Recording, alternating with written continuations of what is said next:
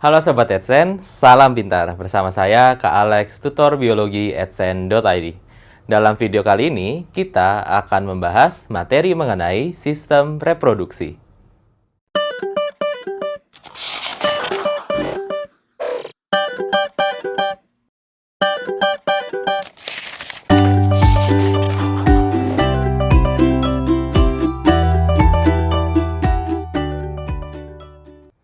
Sobat Edsen, kita akan melanjutkan pembahasan terkait dengan sistem reproduksi pria. Terakhir kita sudah bahas mengenai si penis ya, yaitu yang berperan sebagai alat kopulasi atau memasukkan. Nah, jadi untuk dapat memasukkan dengan baik, maka penis harus dapat melakukan ereksi atau penegangan. Nah, bagaimana sih caranya? Kita harus kenali dulu untuk struktur anatominya. Terakhir saya sudah katakan bahwa kalau penis dipotong gitu ya, kemudian teman-teman lihat untuk potongannya atau cross sectionnya, maka teman-teman akan melihat ada 3 buah jaringan. 2 di atas yang sama dan 1 di bawah yang menyelimuti uretra gitu ya. Nah, jadi teman-teman untuk ini yang ada di bagian atas, nah yang 2 ini gitu ya, ini yang kita sebut sebagai corpus cavernosum atau nosa juga sama aja gitu ya. Kemudian yang bawah yang menyelimuti si uretra itu adalah corpus spongiosum. Nah, teman-teman lihat bahwa tidak ditemukan adanya tulang gitu ya di bagian penis. Nah, walaupun untuk beberapa hewan itu terdapat tulang di bagian penisnya. Misalkan pada paus gitu ya dan sebagainya.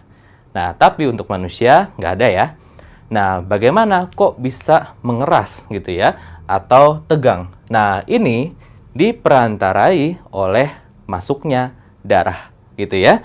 Jadi teman-teman, ereksi ini gitu ya, ini dapat diakomodasi oleh pengisian darah ke jaringan berikut ini gitu ya. Nah, jadinya teman-teman, di sini di dalam corpus cavernosum teman-teman akan dapat menemukan semacam kamar-kamar atau ruangan gitu ya, tempat pengisian si darah. Nah, dengan dia terisi oleh darah, maka di sini dia akan memberikan tekanan atau dorongan gitu ya ke jaringan sekitar, maka lama-kelamaan nanti penis akan terdorong gitu ya, kemudian membesar dan tegang. Nah, itu yang kita sebut sebagai ereksi. Oke ya, jadi itu alasannya karena ada pengisian darah. Maka teman-teman, penyakit yang terkait dengan tekanan darah dan sebagainya gitu ya, itu bisa berkaitan juga dengan impotensi gitu ya. Jadi tidak bisa melakukan ereksi. Nah, jadi bagaimana untuk mengatasinya? Nah, impotensi itu dapat dipicu oleh berbagai hal. Misalkan dari gaya hidup. Misalkan dari merokok gitu ya, atau konsumsi makanan-makanan tertentu yang dapat mengurangi kualitas dari alat kelamin. Nah, jadinya teman-teman, jika tidak mengubah gaya hidup gitu ya, maka nantinya orang ini gitu ya, jika mau mengatasi ini misalkan dalam berhubungan seks, maka dia akan mengonsumsi obat-obatan tertentu yang biasa di masyarakat kita sebut sebagai obat kuat gitu ya. Nah, obat kuat yang merupakan biasanya sildenafil atau nama dagangnya adalah Viagra, tujuannya itu adalah untuk membantu tubuh memperbesar pembuluh darah yang ada di dalam korpus ini. Gitu ya. Nah, dengan demikian semakin terbukanya pembuluh darah, maka semakin banyak darah yang masuk, maka proses ereksi dapat terbantu. Oke ya. Nah, jadi itu seputar penis. Nah, kita lanjutkan untuk yang selanjutnya yaitu skrotum gitu ya. Skrotum. Oke, skrotum itu adalah kantung buah zakar ya, gitu ya. Jadi ini adalah si kantung testis. Oke ya. Nah, jadi untuk skrotum ini memang fungsinya pastinya gitu ya untuk melindungi testis, ya kan ya? Untuk melindungi testis.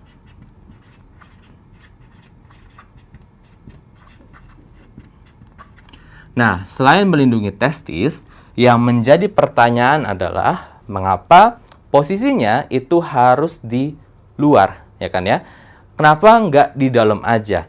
Karena dengan adanya skrotum, testis itu dimungkinkan untuk keluar, ya kan ya? Nah, jadinya teman-teman ini berkaitan dengan suhu, gitu ya. Dengan adanya skrotum, gitu ya, maka suhu testis itu akan lebih rendah, gitu ya. Lebih rendah 2 derajat Celcius dari tubuh. Kenapa ini jadi hal yang penting? Karena dengan dia lebih rendah 2 derajat Celcius dari tubuh, maka spermatogenesis atau proses pembentukan sperma itu dapat berjalan dengan baik, gitu ya. Nah, jadi teman-teman ini hubungannya dengan misalkan cara teman-teman berpakaian, yaitu misalkan menggunakan celana yang terlalu ketat gitu ya, atau berlapis-lapis atau bekerja di lingkungan kerja yang panas. Nah, jadinya teman-teman, suhu seperti itu dapat mempertinggi gitu ya, atau meningkatkan risiko untuk mengurangi kualitas dari spermatogenesis sehingga dapat mengarah pada kemandulan gitu ya. Jadi itu fungsinya gitu ya, untuk melindungi testis, kemudian untuk memungkinkan testis itu bersuhu lebih rendah 2 derajat Celcius. Nah, dalam prosesnya untuk mengurangi itu gitu ya. Nah, si skrotum itu dapat melakukan gitu ya berbagai cara gitu ya. Salah satunya dibantu dengan otot gitu ya, yang kita sebut sebagai otot dartos. Ya. Nah, jadi teman-teman, otot dartos gitu ya, posisinya ada di skrotum gitu ya. Nah, fungsinya itu adalah untuk mengerutkan gitu ya, untuk mengerutkan. Maka dalam kondisi tertentu gitu ya, misalkan dalam kondisi yang terlalu dingin gitu ya, maka si skrotum itu akan berkerut gitu ya. Nah, kemudian untuk ini juga gitu ya, skrotum juga dapat menaikkan gitu ya. Skrotum juga dapat menaikkan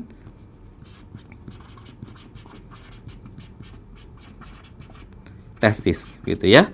Beberapa senti mendekati tubuh jika terlalu dingin gitu ya. Diperantarai juga dengan otot yang ada di dalam skrotum.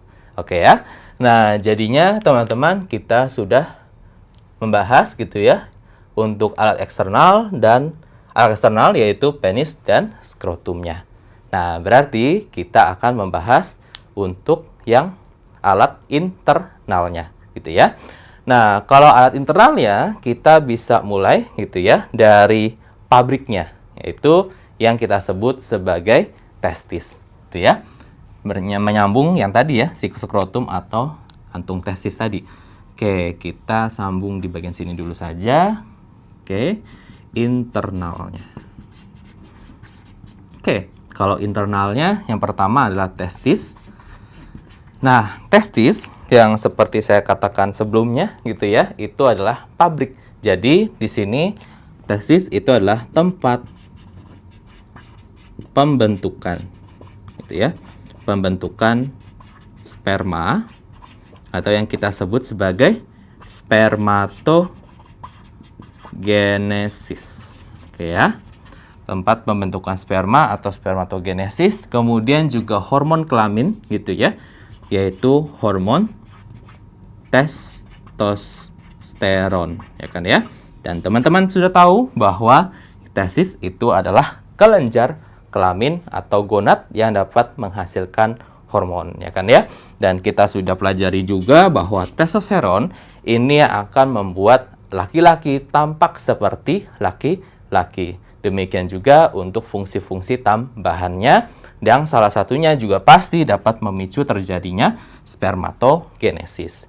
Nah, proses pembentukan sperma gitu ya di testis itu akan dilanjutkan setelah yang ini gitu ya, di mana kita akan melihat anatomi yang lebih dalam lagi di dalam testis. Oke ya, tapi kita selesaikan dulu saja untuk struktur umumnya terlebih dahulu ya.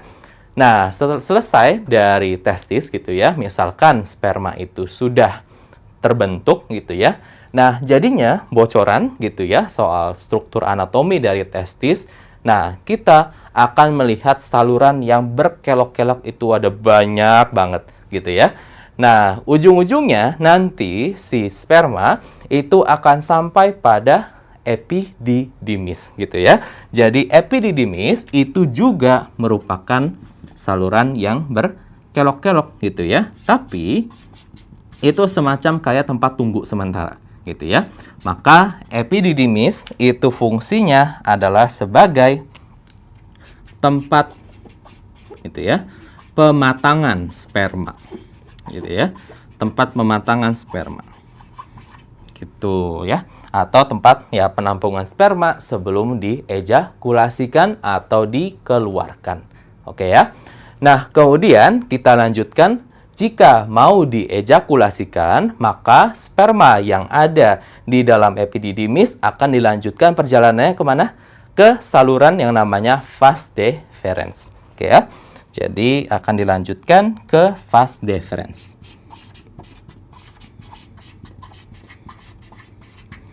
Untuk fungsinya teman-teman pasti tahu ya, ngerti ya. Ini adalah saluran si sperma itu ya mengarah gitu ya. Nah, kemudian kita lihat gitu ya. Nah, ini yang mulai agak bertumpuk ya kan ya. Saya ulang, ketika sperma sudah mau dikeluarkan gitu ya, lewat epididymis, kemudian ke vas deferens, ya kan, tek di sini ya. Nah, teman-teman akan melihat gitu ya, bahwa di sini itu ada transisi antara vas deferens dengan uretra yang kita sebut sebagai saluran ejakulasi. Nah, untuk saluran ejakulasi, itu kenapa sih namanya saluran ejakulasi? Ya, tentu saja gitu ya. Saluran ini itu yang akan membantu proses dorongan cairan itu keluar dari alat kelamin pria gitu ya. Jadi saluran ini tentu saja untuk membantu ejakulasi. Oke ya.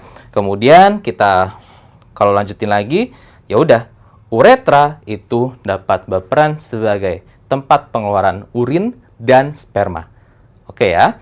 Jadi kalau itu tidak usah saya sebutkan lagi ya. Nah, kemudian yang akan kita bahas di sini itu adalah 1, 2, 3 yang kita sebut sebagai kelenjar aksesoris ya. Oke, jadi saya teruskan di bagian sini. Oke, jadi di sini ada yang namanya kelenjar aksesoris. Oke, jadi kelenjar ini semacam kayak stasiun gitu ya. Semacam kayak stasiun. Nah, di mana si kelenjar ini akan memberikan cairan atau bekal perjalanan bagi si sperma. Karena sperma itu akan melakukan perjalanan yang jauh gitu ya untuk bertemu gitu ya, berlomba-lomba menemui si ovum, ya kan ya. Nah, untuk yang pertama itu apa? Yang pertama ini adalah vesicula seminalis. Oke ya. Jadi yang pertama itu adalah vesicula seminalis. Oke. Nah, teman-teman lihat bahwa vesicula seminalis di sini gitu ya, itu adalah stasiun pertama yang kasih bekal gitu ya. Maka dia akan memberikan cairan gitu ya, cairan yang agak kental gitu ya, yang kita sebut sebagai mukus, yang nanti berisi nutrisi gitu ya. Berupa apa? Berupa fruktosa gitu ya, yaitu gula yang memiliki kelarutan lebih tinggi. Jadi dia akan dikasihkan nutrisi berupa fruktosa gitu ya. Nah, kemudian yang selanjutnya, yang selanjutnya itu dia akan diberikan regulator lokal gitu ya, yang kita sebut sebagai prostaglandin. prostaglandin. Dengan adanya prostaglandin gitu ya. Nah, di sini akan memicu gitu ya pergerakan dari atau motilitas gitu ya. Pergerakan dari sperma. Oke ya. Nah, kemudian untuk ini gitu ya, kita juga akan temui gitu ya untuk beberapa kandungan kimia lainnya pada vesicula seminalis gitu ya, yaitu misalkan si enzim koagulan, oke ya, enzim koagulan. Dan nutrisi tambahan lagi seperti asam askorbat. Oke ya. Nah, jadi ini yang akan diberikan oleh vesicula seminalis. Dan dengan cairan yang diberikan oleh vesicula seminalis, maka kita akan menemui istilah baru gitu ya, yang kita sebut sebagai cairan kelamin secara keseluruhan atau yang kita sebut sebagai semen gitu ya. Yang mana di sini sudah ditambah biasanya dengan sperma apabila tidak mandul gitu ya. Jadi yang dikeluarkan dari alat kelamin pria normalnya gitu ya, pastinya itu tidak sperma semua gitu ya. Jadi sperma ditambahkan dengan cairan seperti ini. Nah, bagaimana dengan dua kelenjar aksesoris lainnya? Kita akan teruskan di video berikutnya. Nah, Sobat AdSense, sampai di sini dulu video kelanjutan pembahasan materi mengenai sistem reproduksi. Sampai bertemu di video berikutnya, semoga bermanfaat. Salam pintar! Sekian Sobat AdSense untuk video pembelajaran hari ini. Sampai ketemu lagi di video belajar berikutnya. Jangan lupa aktifkan notifikasi untuk video terbaru kami ya. Sobat AdSense juga bisa mengunjungi adsense.id dan temukan ribuan video pembelajaran. Sampai jumpa Sobat AdSense, salam pintar!